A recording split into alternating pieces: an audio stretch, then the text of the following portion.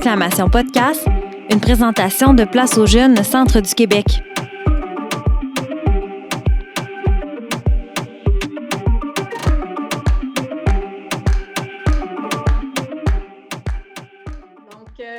Bonjour et bienvenue tout le monde à ce nouvel épisode d'Exclamation Podcast. Comme toujours, je suis Audrey, je suis accompagnée d'Angéline. Bonjour à tous. Et aujourd'hui, on reçoit Justine Fecteau.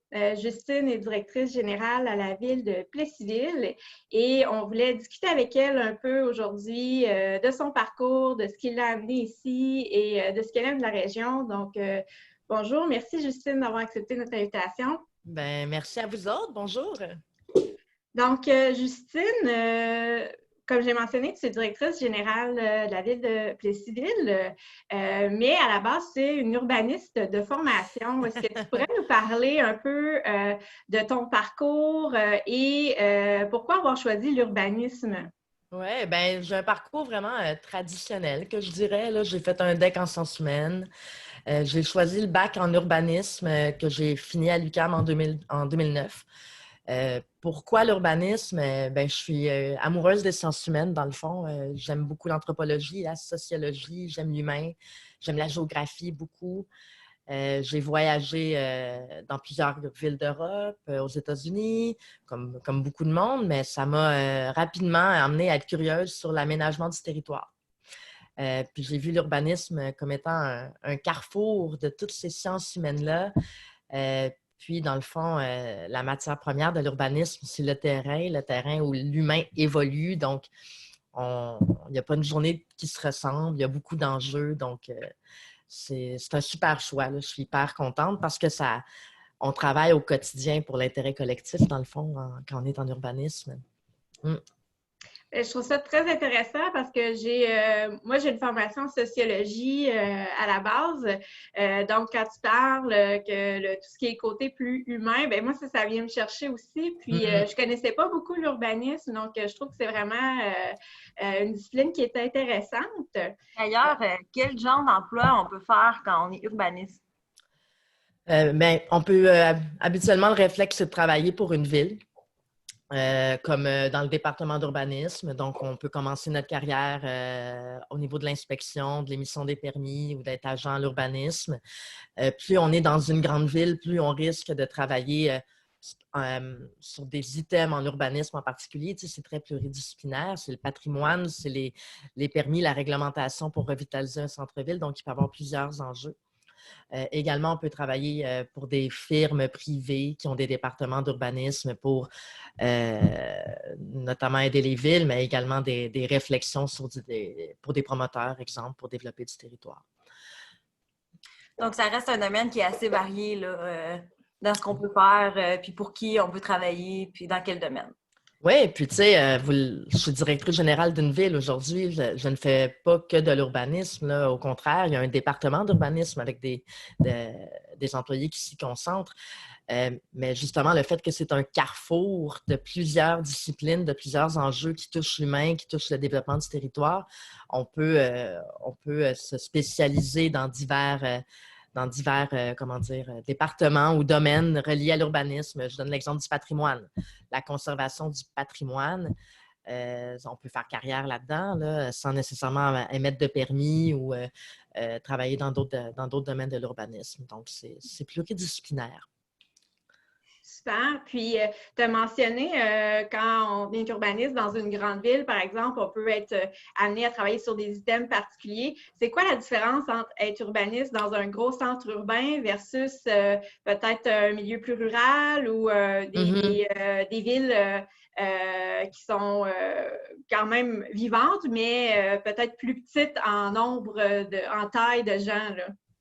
Tu sais, j'ai pas la prétention d'avoir travaillé dans une grande ville, donc qu'est-ce que j'en connais? C'est que, évidemment, comme je viens de le dire, c'est pluridisciplinaire l'urbanisme. Donc, si on travaille pour une petite ville, on risque de toucher à toutes ces disciplines-là plus rapidement.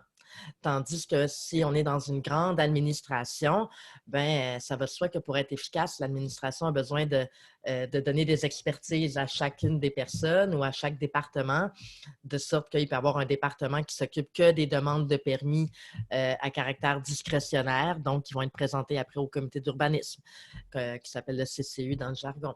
On peut être simplement attitré au patrimoine, simplement attitré à la revitalisation d'un secteur ou d'un projet particulier d'agriculture urbaine, par exemple. Tandis qu'en étant, comme je le disais, dans une plus petite collectivité, ben, rapidement, on peut travailler sur tout ce que je viens d'énumérer là dans une année. Donc, c'est moi ce qui m'attirait pas par souci de faire évoluer ma carrière, mais simplement tout m'intéressait, puis j'étais pressée, j'étais curieuse de plonger dans tous les projets qui pouvaient toucher, dans le fond, mon domaine. Bien, c'est une belle transition pour ma prochaine question OK. parce que tu es originaire de Montréal, si je ne me trompe pas. Ouais. Puis après tes études, vous êtes venus, toi et ton conjoint, vous établir dans la région du centre du Québec. Qu'est-ce qui vous a amené ici? Ben, franchement, on avait 26 ans à l'époque. Tous les deux, on est originaires de Montréal depuis la naissance. Moi, c'était justement le fait que je venais de graduer de mon bac en urbanisme et je me disais, ben, si je veux faire de l'urbanisme au Québec, c'est ma manière, c'est comment je l'ai vécu, il me semble que je devrais connaître d'autres enjeux que seulement ceux de Montréal. Je me percevais comme dans le nombril du Québec, puis je me disais, il y a d'autres enjeux, il y a d'autres réalités que je ne connais pas. Je vais éventuellement être membre de mon ordre, l'Ordre des urbanistes du Québec. Donc, j'aimerais ça avoir quand même fait un plus grand tour de notre province si je veux me prétendre urbaniste au Québec. Mon chum, lui, c'était beaucoup plus l'appel des grands espaces, de la nature et de la vie à la campagne. Donc, on a mis ces intérêts-là en commun, puis ayant un groupe d'amis, notre réseau évidemment familial et social est à Montréal. On avait 26 ans. Notre objectif était de venir en région seulement pour quelques années, puis de revenir à Montréal après. Ce qui ne fut pas... ça ne s'est pas concrétisé. Ça va faire 10 ans bientôt qu'on est parti. Pourquoi le Centre du Québec? Ben, franchement, on ne voulait pas trop perdre la facilité de voir notre famille et nos amis. Donc, on ne voulait pas trop s'éloigner des grands centres. Donc, on s'était dit, 2 heures de route de Montréal maximum. La famille à mon conjoint habite dans le coin de Saint-Ferdinand. Donc, quand Plessisville avait un poste affiché pour charger de projet pour revitaliser le centre-ville, j'ai sauté sur l'occasion, j'ai eu le poste. Mon chum étant mécanicien automobile, c'était facile pour lui de me suivre, peu importe la région. Est-ce que tu dirais qu'au départ, tu avais peut-être des a priori ou des préjugés par rapport aux régions, puis comment que ces a priori, ces préjugés-là ont pu se démentir? Oui! Ben oui! Maintenant, quand j'y pense, ça me fait sourire, mais oui, en toute humilité, c'était la région. C'est comme si c'était complètement différent, comme si les valeurs, je ne sais pas, étaient différentes. J'arrivais avec mon esprit du transport actif, comme quoi l'environnement c'est important, le zéro déchet. J'arrivais avec des valeurs, avec un réseau et je n'avais aucune idée comment j'allais développer mon réseau en région. Donc, comment je dirais, rapidement, je me suis rendu compte que oui, l'offre culturelle existe en région. On a accès à des salles de spectacle de qualité, à des troupes de théâtre de qualité. On a accès à des cafés, des microbrasseries, à des librairies. Tout ce que j'aimais faire à Montréal, j'ai pu le retrouver en grande partie en déménageant ici. Ce qui est différent, je vous dirais, c'est compte tenu que j'ai choisi de m'établir hors du centre et plutôt là, je suis à la campagne, vraiment, je suis dans un rang, il faut que je prenne l'auto. Je n'ai pas le choix de prendre l'auto pour me rendre à Plessisville ou à Victoriaville. Par contre, en arrivant là-bas, c'est très facile de se promener à pied, d'accéder à comme je disais tantôt, à une offre de services de proximité de qualité. Chose que je ne savais pas si ça allait être possible. J'avais la prétention qu'il fallait que je retourne à Montréal pour accéder à cette offre-là. Puis, tu sais, je me suis fait un réseau d'amis tout à fait, tu sais, avec qui rejoint mes valeurs. Donc, je dirais que Zéro déchet, il y en a ici aussi. Absolument. L'intérêt pour le transport actif, tu sais, on a la perception que c'est tout à l'auto. Non, absolument. Ou que la notion, moi, j'ai l'école où je suis allée au primaire et au secondaire, c'était la même école, une école primaire secondaire, en plein centre-ville de Montréal, donc très, très, très, très, très multiethnique. C'était pas pour un quartier, c'était pour la ville en entier. Donc, les gens venaient de n'importe quel quartier. Donc, j'ai rapidement été collée à la multiculturalité de Montréal. Donc, ça, c'est un intérêt que mon chum et moi, on avait aussi pour le jour qu'on allait fonder notre famille.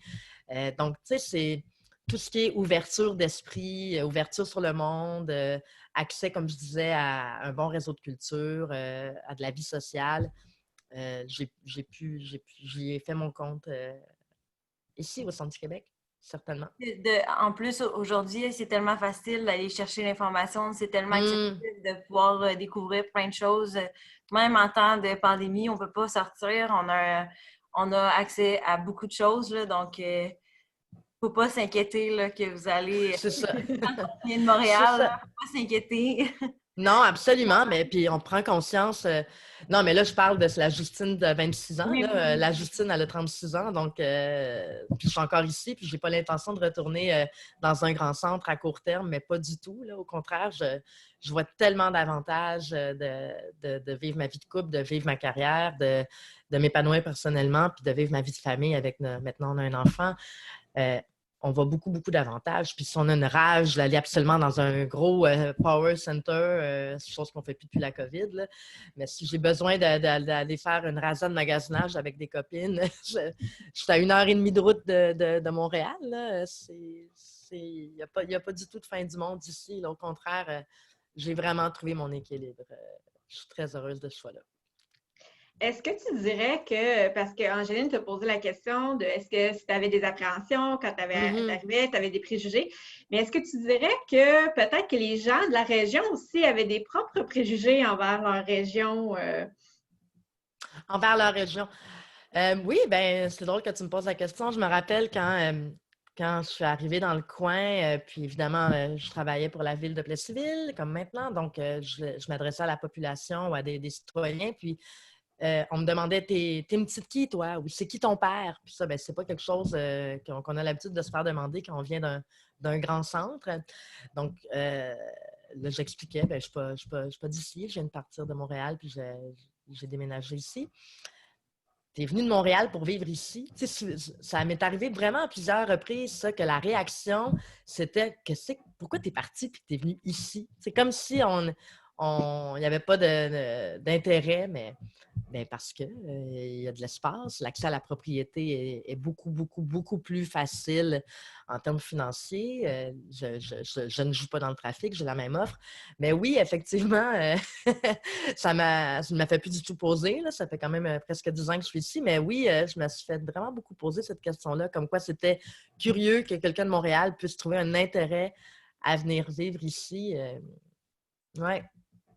Puis, est-ce que tu as aussi eu peut-être des préjugés ou peut-être des réactions au début de les deux, le couple, là, la grande ville, là, on sait bien, là, ou des choses comme ça, ou ça s'est bien passé à ce niveau-là, au niveau là, de peut-être non, ça s'est bien passé. Non. Ben, c'est sûr, il disait, au début, on retournait beaucoup à Montréal la fin de semaine, justement, vu que notre réseau était là-bas. Donc,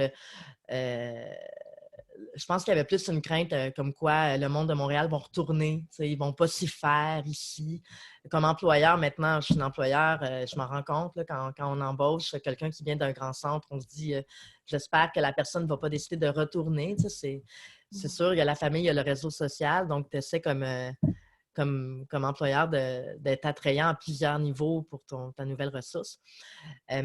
Donc oui, il y avait peut-être ça, mais je dirais que le plus gros préjugé, en fait, c'est pas un préjugé, là, la réalité montréalaise qui semble repousser beaucoup, beaucoup, en tout cas qui repoussait, c'est toute la notion du trafic, jouer dans le trafic, être toujours prise dans sa voiture à Montréal. Ça, on me le disait beaucoup, puis je suis tellement d'accord. Maintenant, quand je vais à Montréal puis que je joue dans le trafic, je me dis, mon Dieu, que c'est du temps que je ne perds pas en habitant dans la région de Plessisville, du centre du Québec.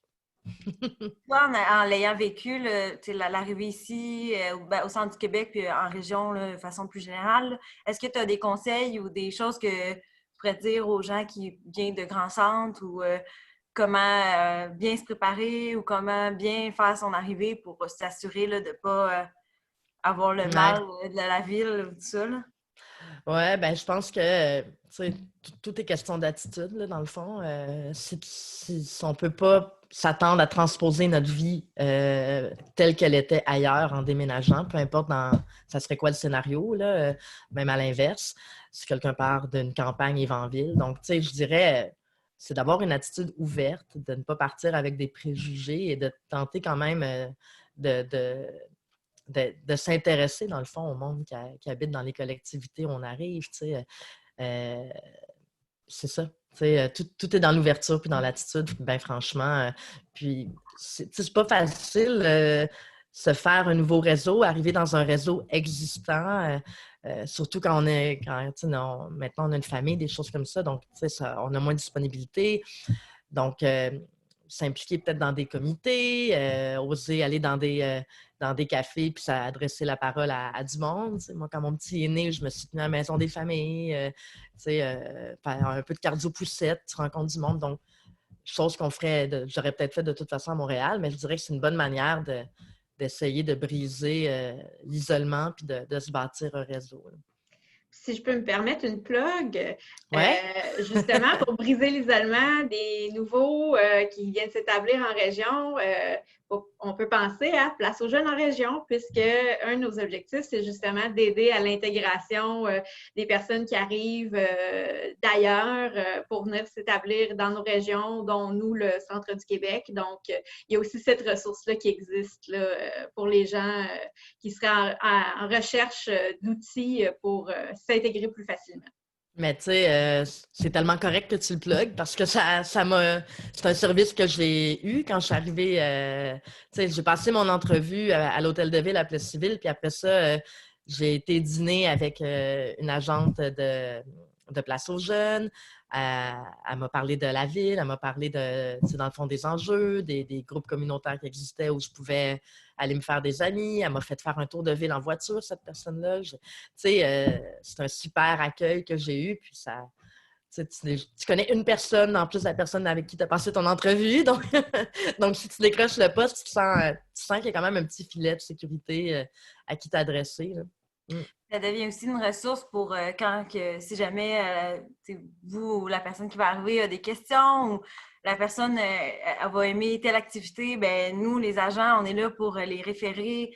Tu peux appeler à tel endroit, il y a ce service-là, il y a telle montagne, on peut aller faire telle activité. Donc, nous, au-delà, on peut aider évidemment pour la recherche d'emploi, mais on va aussi aider pour la recherche d'un logement, d'une maison, même aller accueillir l'immeuble quand pas déplacer.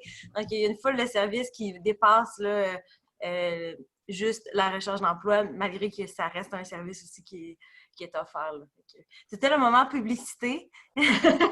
Ben, c'est correct parce que honnêtement, ça aide énormément.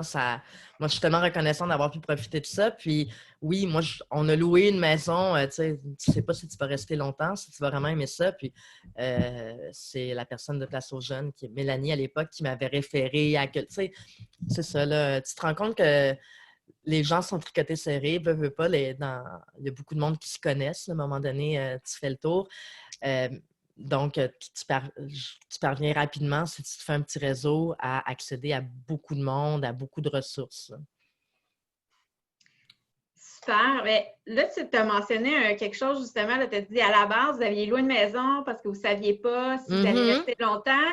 Là, maintenant, tu as commencé comme chargée de projet. Ouais. Mais maintenant, 10 ans plus tard, tu es rendue directrice générale de la ville de Plessisville. Ouais. Est-ce que tu pourrais nous parler de ton cheminement professionnel? Oui. Ben, oui, lequel était inattendu, ben franchement, oui, je suis arrivée à Plessisville en février 2011. Je dis Plessisville parce que c'est là que mon chum et moi on travaillait quand on est arrivés, mais j'habitais dans une petite municipalité autour, là, une campagne. Notre-Dame-de-Lourdes, pour ne pas la nommer. Donc, chargée de projet avec le mandat de revitaliser le centre-ville, donc, mais avec la perspective, c'était bien écrit sur l'offre d'emploi, de prendre la relève du directeur de l'urbanisme qui allait prendre sa retraite quelques années plus tard au maximum. Donc, ça m'intéressait. Je voyais là vraiment une opportunité de commencer ma carrière en urbanisme. Je partais d'une CEDEC à l'époque à Montréal. Les arrondissements avaient des CEDEC, c'était les mandats CLD qui étaient délégués. Donc, je faisais déjà du développement local, de la revitalisation de la rue Jean-Talon à Saint-Léonard, à Montréal. J'ai été donc à Plessisville pour revitaliser le centre-ville. J'ai eu le poste de directrice de l'urbanisme un an et demi plus tard environ, en 2012. J'ai donc fait de l'urbanisme et en décembre 2014, il y a eu une restructuration à la ville de Plessisville et il y a un département des départements qui ont été fusionnés ensemble, dont l'urbanisme, pour créer un grand service du développement durable. Et j'ai eu la chance de décrocher le poste de directrice du développement durable, où je me suis ramassée avec l'urbanisme. Ça allait, mais avec beaucoup de dossiers de projets techniques, les services techniques, tout ce qui est travaux publics, hygiène du milieu. Donc, mon Dieu, on m'a offert une opportunité énorme d'en apprendre davantage et de faire vraiment un grand tour d'horizon sur les enjeux municipaux. Donc, pas juste le développement du territoire en surface, mais tous les enjeux techniques reliés à l'eau potable, etc. Et juste ça, c'est une opportunité que je n'espérais même pas. Cette promotion-là a vraiment été inattendue. J'étais enceinte de 6 mois à ce moment-là. Donc, en revenant de mon congé de maternité, j'ai appris mon poste à mesure que je l'avais grâce au coaching de mon patron, mais également à toutes les personnes de l'administration qui m'ont aidée. Pour la plupart, je suis beaucoup plus jeune qu'eux. Ces gens-là ont beaucoup d'expérience. Souvent, ils travaillent à la ville de Plessisville depuis le début de leur carrière. Donc, tellement un bel accueil et un bel esprit d'équipe. Là, ils m'ont aidé. Ils n'ont pas été avares de me donner des informations, à me coacher, pour que je développe mes compétences puis qu'on les développe en équipe, pour qu'on développe ensemble un nouveau service du développement durable. Donc, tellement, tellement, tellement de personnes de qualité autour de moi qui sont fiers de travailler pour leur ville, qui veulent partager l'information, qui veulent que ça marche. Donc, vraiment, on travaille fort. Là, c'est du monde passionné avec qui je travaille. Donc, j'ai eu ce job-là et quant au départ du directeur général au début de l'année 2020, j'ai postulé sur le poste de direction générale sans trop d'attente, bien que, je veux dire, le monde municipal et les dossiers municipaux en dehors de l'urbanisme m'intéressent. Tous les enjeux d'intérêt collectif viennent vraiment me rejoindre. Puis, j'ai décroché le poste après les 2 entrevues pour la direction générale. Puis, on se rend compte, être directrice générale, être directeur général d'une ville, c'est tellement... c'est d'aider une équipe, dans le fond, à accomplir sa mission. Donc, c'est une job vraiment d'humilité puis de support, d'esprit d'équipe. Donc, c'est vraiment, vraiment, vraiment valorisant. Puis on fait ça pour l'intérêt collectif, pour des êtres humains qu'on rencontre à tous les jours, parce qu'on est une ville, alors on est collé sur le citoyen, on est collé sur les enjeux. Là, on n'est pas à 3-4 niveaux gouvernementaux plus haut. Donc, c'est ça, c'est vraiment, vraiment valorisant. Donc, je peux toucher à des dossiers de relations avec des organismes communautaires, gestion des camps de jour, après ça, parler d'un développement d'une industrie dans le parc industriel. Tu sais, ça peut tellement être diversifié, mais c'est diversifié comme travail. Donc, en tout cas, moi, en tout cas, ça me rejoint beaucoup. On en a déjà parlé dans d'autres podcasts, là, mais on veut juste revenir quelques instants sur ton parcours professionnel est l'exemple parfait pour ce qu'on a déjà mentionné, là, c'est de dire que même quand on est un peu moins d'expérience ou qu'on est jeune, quand on vient s'établir en région, on va avoir souvent des opportunités vraiment intéressantes de se développer, d'aller chercher des postes qu'on n'aurait peut-être pas accès dans dans d'autres milieux où il y a un bassin plus élevé de population. Ouais. Puis c'est pas des opportunités qui sont moins intéressantes, au contraire, parce qu'on touche directement à des enjeux, une plus grande variété d'enjeux. On va accéder à des postes de direction, des postes décisionnels plus rapidement ou avoir l'occasion, du moins, là. Donc, c'est intéressant. Puis ton parcours est vraiment une démonstration parfaite de ça, là, où tu as eu la chance d'avoir des super opportunités, où ton talent, où tu t'as pu vraiment aller au bout de ton cheminement professionnel, là. Donc, Oui. Puis ce que je pourrais ajouter, Angéline, c'est que tout ça dans un contexte de qualité de vie. Tu sais, j'avais pas de voiture quand j'habitais à Montréal. Je faisais du transport en commun où je me rendais au travail en vélo. Mais c'était long quand même. Là, tu sais, là, j'ai pas d'enjeux de déplacement qui sont longs. L'offre, comment dire, l'école, la garderie, tout est à proximité, tout peut se faire à pied. Tu sais, comment je dirais, comme je l'ai dit, là, j'habite maintenant dans une forêt, là, puis on, on peut vraiment avoir une qualité de vie tout en ayant une carrière. Tu sais, en tout cas, c'est comme ça que je le vis. Je ne dis pas que ce n'est pas le cas dans les grands centres, mais j'y ai accédé certainement plus rapidement compte tenu du coût de la vie et de la facilité. Mm. Tu sais, je veux dire, aller glisser sur une montagne, faire du kayak dans une rivière, j'ai pas besoin de traverser les ponts de Montréal pour m'y rendre. Tu sais, puis, tu n'as pas besoin d'attendre la fin de semaine. Tu peux y aller j'ai en pas fin de besoin semaine. d'attendre la fin de semaine, oui. Mais je dis tout ça, puis mais je veux pas sonner comme si j'étais en opposition avec Montréal parce que ça a tellement une place dans mon cœur et j'adore y retourner. C'est simplement qu'on peut tellement y trouver, tu sais, pour conclure sur ce que tu disais, on peut vraiment y trouver notre compte sans compromis. Je pense que c'est comment qu'on pourrait le résumer, là. C'est une belle façon de le dire, effectivement. Mm. Puis, ben, c'est ça, tu en as parlé un petit peu déjà qu'un directeur général ou une directrice générale d'une ville, c'est un rôle de support de son équipe, puis que c'est un domaine qui est quand même assez varié. Mais je trouve que c'est un métier qui est, ben, c'est une profession qui est méconnue, être un DG d'une ville, d'une municipalité. Est-ce que tu pourrais nous parler un peu, tu sais, le day-to-day ben, en bon français, là, le quotidien d'un DG ou une DG de ville, ça ressemble à quoi? Bon, moi, je le suis depuis février 2020. Vous connaissez comme moi la suite de l'histoire. Il y a une pandémie qui est arrivée un mois après, donc je vais répondre à ta question, Audrey, en toute humilité, parce que je ne suis pas une DG d'expérience, je suis une nouvelle, je suis une rookie. Mais honnêtement, c'est beaucoup basé sur les valeurs que tu portes, puis c'est quoi la vision que tu as pour la ville. Tu sais, dans le fond, la job de DG, c'est qu'il y a un conseil municipal qui est élu par la population et qui donc représente la population. Et tu as une administration qui, elle, accomplit le travail, met en œuvre les orientations du conseil. Moi, je tente les deux. Je suis la courroie de transmission. Donc, le conseil me donne les orientations qu'il désire pour sa ville. Moi, évidemment, je leur fais profiter de ma vision, de mes idées, de mon expérience, de mon point de vue, mais à la fin, c'est eux qui décident.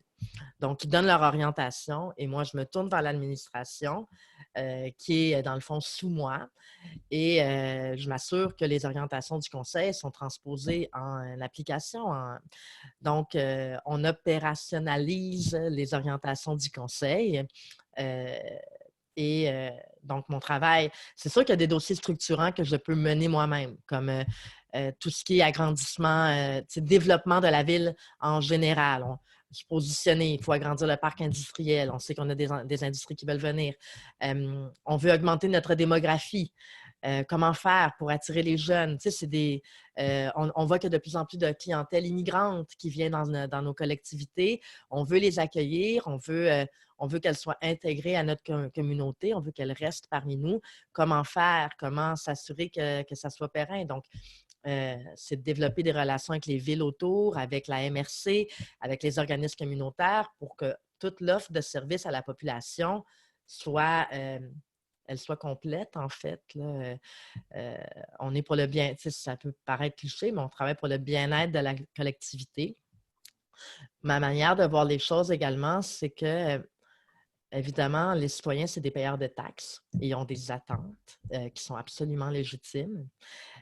Quand une ville réfléchit, par contre, à son développement, elle le fait pour les générations à venir, l'actuelle et celles à venir. Les décisions qu'on prend sont importantes. Et donc, il y a quand même les enjeux parce que là, les décisions qu'on prend, ça coûte des sous, mais c'est les sous des contribuables aujourd'hui, maintenant. Mais je dois penser quand même à l'intérêt des générations futures. Donc, c'est toujours cet enjeu-là également avec lequel il faut jongler.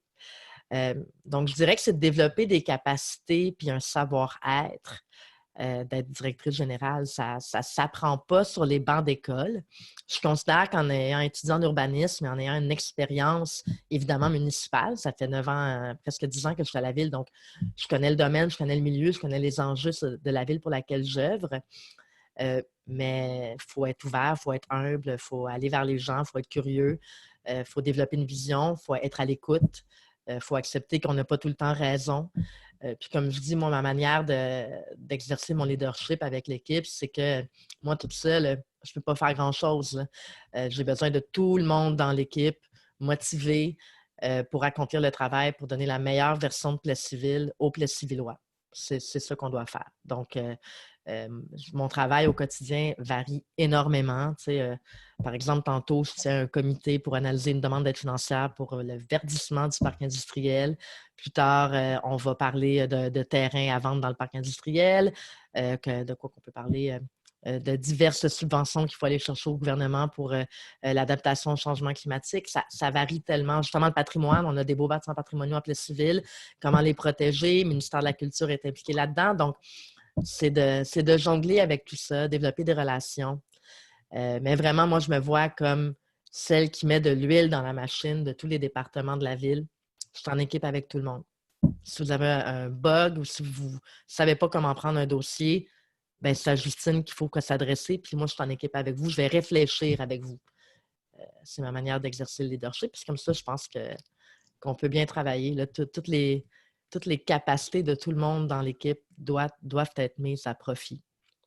Je trouve ça inspirant de t'entendre parce que je ne sais pas la vision que les auditeurs et les auditrices peuvent avoir d'une municipalité, mais moi, je dois avouer qu'avant, j'avais un peu des préjugés de, c'est de l'administration. Mais quand je t'entends parler, j'entends beaucoup l'échelle humaine qui est là, puis la proximité et je pense que faut qu'on se rappelle qu'effectivement, nos municipalités, bien, elles sont proches de nous, puis elles sont là pour collaborer avec nous, les citoyens. Là. Donc, c'est vraiment, comme je disais, inspirant de t'entendre parler de ta façon de travailler, puis de la vision d'équipe que vous avez au sein de la municipalité. Là, je trouve ça rafraîchissant pour moi qui avait peut-être des petits préjugés aussi là, à la base. Ouais. Ben, on est la fonction, on est des fonctionnaires, donc, mon Dieu, qu'on peut être perçu comme des pousseux de crayon déconnectés de la réalité. Puis c'est sûr, je vais prêcher pour ma paroisse, mais mon Dieu, on ne compte pas nos heures, on travaille tellement fort et on se revire sur des dissous. On est honnêtement... puis c'est pas juste à Plessisville, là, on fait partie des réseaux, on réseaute entre villes, puis je vois le monde aller, pas grand monde qui punch ou qui, tu sais, ça devient une mission personnelle à la limite parce que, Colin, c'est l'intérêt collectif dont on parle. Là. C'est des dossiers qui touchent directement des humains. Puis quand tu parles du fait qu'on est proche de la population, pour donner une image à la réception de l'hôtel de ville, combien de personnes qui se présentent avec des questions que c'est tellement pas de juridiction municipale, mais les gens ont le réflexe. Je ne sais pas c'est quoi la réponse à ma question, je ne sais pas à qui m'adresser, je vais aller à l'hôtel de ville. Fait que, c'est quand même une image qui démontre on ne sait pas où aller, donc on va là. Ça démontre quand même qu'on est proche, il y a quand même un réflexe. Mais justement, nous, on reprend les taxes de la population pour offrir une prestation de service à la population. Donc oui, la population, on l'écoute et il faut la consulter. Là. C'est leur ville. Là. C'est pas la ville de Justine. Là. Au contraire, là. Moi, en toute humilité, je reçois les intérêts, les besoins de notre collectivité et je tente de les transposer pour, comme je disais tantôt, moi, mon travail, c'est de rendre le civil la meilleure version d'elle-même. Puis, il ne faut pas oublier non plus que les gens qui font partie, qui travaillent sur ce dossier-là, font aussi partie de la collectivité. Donc, oui. les enjeux vous touchent aussi. Puis, vous êtes impliqués parce que c'est votre communauté, vous en êtes fiers, puis vous travaillez pour le faire. Ce n'est pas une histoire de contre quelque chose, quoi que ce soit, parce que vous êtes en équipe là, avec... Oui. Absolument. Puis le fait que, il y a beaucoup de personnes qui sont là depuis longtemps ou des personnes, admettons, de mon âge qui ont l'intention d'être là sans doute très longtemps parce qu'ils y demeurent, ils sont nés à Plessisville. Donc, ça amène quand même des gens passionnés. Comme je disais tantôt, le partage d'informations, on veut que ça marche. Par exemple, cet été, on construit la piscine municipale. Une piscine municipale, là, c'est là pour 50-60 ans. Là. Donc, l'équipe qui travaille sur le projet de la piscine, je peux-tu vous dire qu'ils sont fiers, puis qu'ils sont motivés, puis qu'ils veulent que ça marche, puis qu'ils surveillent le chantier comme du monde. Puis, tu sais, c'est très valorisant de travailler pour sa collectivité, puis pour l'intérêt collectif. Là. Tant qu'avoir une job sur laquelle on planche 40-45 heures par semaine, pourquoi pas le faire pour améliorer la qualité de vie du monde? En toute humilité. Puis oui, en région, j'y trouve énormément mon compte. Pour des raisons dont on parle depuis tantôt. Je ne vois pas de compromis là, pantoute. Est-ce que tu avais autre chose que tu souhaiterais mentionner par rapport à ton rôle de DG avant qu'on enchaîne ou tu penses qu'on a fait le tour? Ce que je pourrais peut-être mentionner, c'est que si je pourrais donner peut-être sans que ça soit relié au poste de DG en général, mais tu sais, mon parcours, je ne suis pas allée à Plessisville pour une carrière, je suis allée à Plessisville pour une qualité de vie, puis pour, comme je disais tantôt, démystifier un peu mon domaine à l'extérieur de Montréal. Mais j'y ai trouvé mon compte J'ai trouvé mon compte en ayant du monde autour de moi qui m'ont donné des opportunités, puis qui sont passionnés, puis qui ont partagé leur expertise. Donc, si moi, je retire une grosse leçon de mon parcours dans le sens que moi, je ne me voyais pas devenir DG de la ville de Plessisville. On m'a donné des opportunités. Il y a du monde qui ont cru en moi avant que je croie moi-même en moi-même. Donc, c'est peut-être pas nécessairement relié au fait de partir en région, mais je pense qu'il faut s'ouvrir et il faut faire confiance. Et des fois, peut-être qu'on sous-estime le parcours qu'on peut avoir et le parcours qu'on peut avoir en région. Dans le fond, comme je disais tantôt, nous, on pensait partir de Montréal pour 2-3 ans et retourner après pour élever notre famille dans la ville qu'on connaissait, dans le contexte qu'on connaissait. Puis finalement, on a bâti complètement autre chose. Donc, tu sais, je pense que ça vaut la peine de s'ouvrir. Puis pas besoin d'aller très loin de Montréal. Le centre du Québec est entre Montréal et Québec. Donc, moi, aller à Baie-Saint-Paul, maintenant, ça me prend 2 heures. Donc, énormément d'opportunités. Une ouverture d'esprit vaut la peine. On est bien placé au centre du Québec par rapport à ça. Vraiment, J'ai plusieurs grands centres. Là, donc, absolument. Une localisation géographique idéale. Oh yes, oh yes, vraiment. On a parlé un peu de ton parcours professionnel, on a parlé de ce qui vous a amené à vous établir au centre du Québec, mais je vais parler aussi de tes autres implications. Tu es sur des conseils d'administration, tu as aussi tes marraines de stage. J'aurais aimé que tu nous parles un peu de pourquoi c'est important pour toi de t'impliquer de cette façon-là.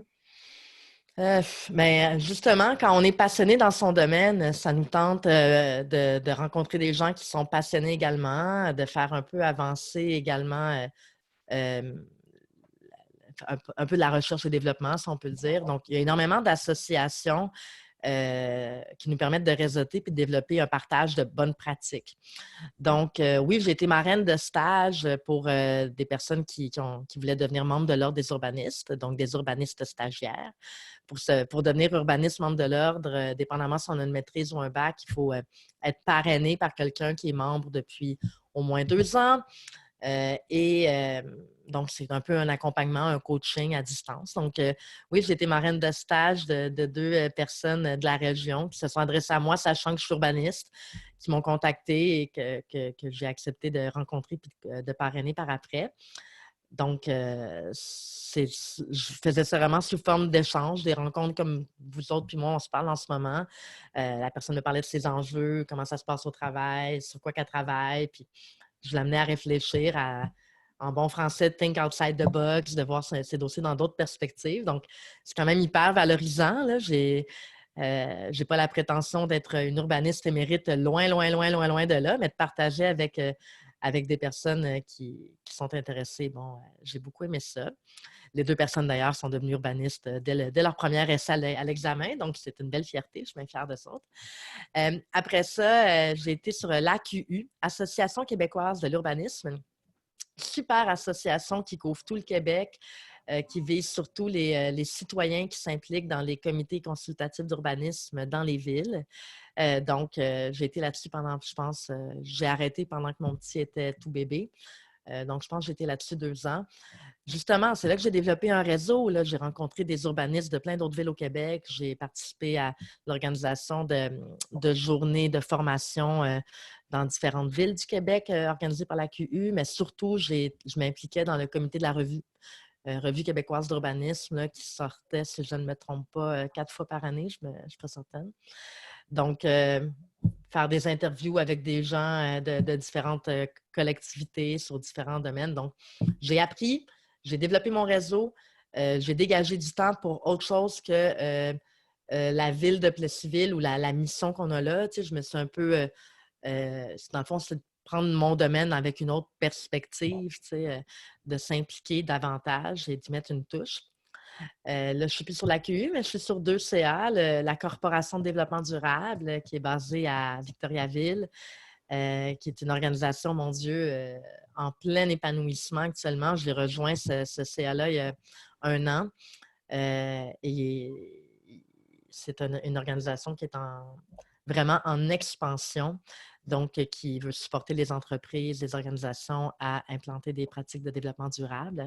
Donc ça me rejoint beaucoup. Moi, mon expertise, c'est celle du développement du territoire durable, mais là, j'apprends beaucoup sur celle des entreprises. Donc, j'emmène ma touche, mais surtout, j'apprends parce que les personnes sur ce CA-là ont beaucoup, beaucoup d'expérience. Également, je suis sur le CA en ce moment de IVO, qui est aussi pour tout le Québec et qui aide les petites et les moyennes villes dans leurs projets de mobilité durable. Donc, ça, dans le jargon, on parle, dans le fond, de l'opposition à tout à l'auto. Hein? On a développé nos villes beaucoup pour l'automobile. Donc, d'implanter des pratiques de mobilité durable dans des petites et des moyennes villes, ça peut être plus complexe, comme ça peut être plus facile parce qu'on peut plus facilement faire des projets pilotes et des projets d'innovation. Donc, ce sont mes implications. Ça me permet de ramener du matériel à Plessisville, comme ça me permet de mettre l'expertise que je développe dans une ville au profit d'une organisation pan-québécoise. Je dis sans toute humilité, parce que dans le fond, on partage. On fait juste partager puis réfléchir ensemble. On fait de notre mieux. Je voudrais juste te poser une petite question, juste pour être certain que les gens qui nous écoutent, puis même moi-même, je comprenne bien. Là, une fois qu'on fait une formation en urbanisme, après, pour entrer dans l'ordre, c'est une autre étape qui n'est pas directe. Là. Non. Tu comprends? Absolument. Mais tu sais, on n'est pas comme des médecins. On peut pratiquer l'urbanisme sans être membre de l'ordre, tandis qu'il y a des ordres où, si tu veux pratiquer ton métier, tu as besoin d'être membre de ton ordre. Nous, c'est le titre qui est protégé. Donc, si tu signes urbaniste, c'est parce que tu es membre de l'ordre. Okay. Sinon, tu peux dire conseiller en urbanisme ou agent en urbanisme. Bon. Donc, oui, un bac ou une maîtrise en aménagement du territoire, en urbanisme ou en divers domaines, dépendamment, peut te permettre de demander d'être urbaniste stagiaire à l'ordre. Il y a des procédures à suivre avec l'ordre, mais il y a un passage obligatoire. Il y a 2 passages obligatoires plutôt. Le parrainage dont on parlait tantôt, lequel est plus court si on a une maîtrise versus un bac, et un examen un examen qui est surtout basé sur tout ce qui est loi, règlement, mais quand même vision de développement du territoire, là, surtout les outils en urbanisme au Québec. Une fois qu'on passe l'examen et qu'on a terminé notre stage, on peut recevoir notre titre d'urbaniste. Parfait, merci. C'était juste pour être sûr qu'on soit tous sur la Ben même oui, parce que c'est quand même un domaine que c'est pas si connu. Tu sais, on connaît tous un petit peu vaguement urbanisme, mais c'est rare qu'on connaît vraiment tout le fonctionnement derrière ça. Là. Donc, merci de la précision. C'est parfait. Puis je me rappelle quand je disais à mes amis du cégep, j'ai trouvé en quoi je vais aller en urbanisme. Malgré leur grande ouverture d'esprit et l'amour qu'elle me portait, j'ai eu des réactions de c'est pas un domaine de gars, ça, c'est quoi ça? Donc, oui, c'est correct de le démystifier, mais depuis ce temps-là, ça a beaucoup, il y a beaucoup de diplômés à chaque année. C'est un domaine qui a beaucoup évolué depuis, Puis, attiré beaucoup de monde. moi, j'avais une petite question que j'aime poser là, à chaque personne là, qui vient nous rencontrer sur le podcast. C'est une question à brûle-pourpoint. Peut-être que si tu n'as pas d'idée, on pourra les mettre en barre de description. Est-ce que tu as des suggestions pour les gens qui nous écoutent s'ils passent dans ton coin, soit de lieux dans la nature, des sentiers, des cafés ou des lieux que c'est tes favoris que tu suggères à tout le monde de découvrir? Absolument. Bon, premièrement, la région du centre du Québec, c'est quand même une région, je dirais, plutôt plate, dans le sens, en termes de géographie, pas en termes de boring, c'est pas du tout ça. Mais donc, ce que ça veut dire, c'est vélo. Le vélo, là, c'est vraiment une chose à faire dans la région du centre du Québec. Il y a plein de petits monts pour faire du ski puis pour faire des randonnées, autant en famille qu'entre amis. Donc, tout ce qui est plein air facile. Tu veux passer un avant-midi avec une gang d'amis, aller faire un pique-nique en haut d'une montagne, va au Mont-Ham, va dans différents parcs régionaux et tu vas être servi. En termes de services de proximité, ce que je dirais, je vais parler de Plessisville, on a le marché houblonné. Donc, qu'est-ce qui est bière de microbrasserie, là, c'est vraiment complet, là. Il y a toute une offre. La personne qui tient ça connaît vraiment ses produits. Donc, se faire un pique-nique de doux fromage et de bière de microbrasserie pour aller après ça au parc des Grandes Coulées, qui est à 5 minutes en voiture, c'est un must et c'est extrêmement facile. On a des commerces aussi comme Vrac de Choix. Donc, tout ce qui est, justement, on parlait du zéro déchet tantôt, alimentation biologique, les produits naturels. On a une offre à Plessisville. Tout ça, il y en a aussi à Victoriaville. L'offre de spectacle à Victoriaville, d'ailleurs, le Carré 150, le Mont Arthabasca, promenade dans le centre-ville de Victoriaville. Il y a aussi le fait que le parc linéaire des Bois-Francs qui traverse la région, donc faire du vélo de ville en ville, de municipalité à l'autre, avec des paysages vraiment enchanteurs, c'est simple, tu sais. Honnêtement, hiver comme été, il y a tellement d'activités à faire, puis on découvre les parcs régionaux. Tu sais, j'ai parlé du parc des Grandes Coulées. Moi, à même pas 10 minutes de chez moi, il y a le parc de la rivière Gentilly, qui est un parc régional. Il y a des yourtes, là. On peut faire du fat bike hiver. Mon petit chou de 5 ans, il fait du vélo dans des petites pistes de BMX là-bas, tu sais. Donc, je pourrais continuer longtemps, Angéline, je pense. Mais il y a une offre à qui veut bien la découvrir, bien Je vais franchement. essayer de mettre tous les liens dans la description. Sinon, je vais mettre évidemment là, le lien vers Tourisme Centre Québec. Puis Ouais. tout ça se trouve là. Mais merci des suggestions. Là. C'est tous des lieux qui est à découvrir là, pour les gens qui soient de passage. Bon, là, c'est sûr que en ce moment, on ne se déplace pas trop, là, mais un jour, on va se redéplacer. Autant pour les gens de passage que pour les gens qui sont ici. On a plein à découvrir. Moi, j'en découvre encore plein Ouais. à chaque saison. Là. Vraiment, absolument. Moi aussi, j'en découvre encore. Je me dis, Caroline, comment ça, je n'étais pas au courant que ça existait. Donc, c'est pour ça que je dis qui veut bien le découvrir. Tu sais, il y a Victoriaville et sa région, il y a diverses plateformes. Là, maintenant, c'est quoi qui se développe? Donc, c'est les planches, le SUP, là. Le paddleboard se développe beaucoup. Oui. Il y a des sites dans le centre du Québec vraiment merveilleux pour aller en faire. Donc, honnêtement, l'offre est extrêmement grande. Et vous pouvez vous suivre sur notre page Instagram. On met plusieurs lieux à chaque semaine, là. Donc, la page Place aux Jeunes Centre du Québec sur Instagram. Suivez-nous là, pour des suggestions. Donc, on arrive déjà à la fin, Justine. Pour conclure cette discussion, est-ce que tu aurais un mot de la fin que tu souhaiterais lancer à nos auditeurs, nos auditrices par rapport à tout ce qu'on a discuté aujourd'hui? Y a-t-il quelque chose que tu voudrais souligner pour terminer? Peut-être un conseil à donner ou... Ben, premièrement, merci d'avoir pensé à moi parce que je n'ai vraiment pas la prétention d'être quelqu'un de particulièrement unique. Je pense que mon parcours est accessible à n'importe qui, là. Ben, franchement. Suffit d'être ouvert. Ce que je dirais, c'est ça ne coûte rien d'essayer. Quand on est parti de Montréal à 26 ans, mon chum et moi, c'était, c'est quoi le pire qui peut arriver? Qu'on n'aime pas ça puis qu'on redéménage. Il n'y a pas de fatalité autre que d'avoir essayé quelque chose puis d'avoir eu le courage d'essayer de partir de son réseau, de partir de l'environnement qu'on connaît. Avec des études ou pas en poche, parce que bien franchement, des opportunités, il y en a à tous les niveaux là, pour développer sa carrière. Et ça vaut la peine parce que, comme je disais, d'entrée de jeu, je suis partie de Montréal avec l'idée que j'allais faire une saucette en région et ensuite revenir. Puis finalement, mais ça va faire 10 ans que je suis ici, puis je suis vraiment bien établie sans m'empêcher d'aller à Montréal ou à Québec si je veux prendre un bain de foule. Donc, essayez, osez, documentez-vous. Puis même si vous êtes de nature timide ou que vous pensez que vous n'avez pas une carrière qui va vous...